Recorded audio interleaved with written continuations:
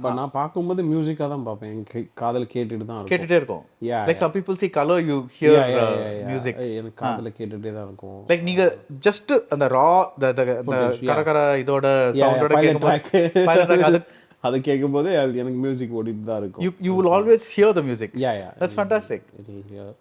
And even right from அவர் story சொல்லும்போதே நான் அந்த மியூசிக்காக தான் எனக்கு காதில் இப்படி இருக்கும், அப்போ சவுண்ட் இப்படி ஒர்க் பண்ணலாம், இப்படி it starts.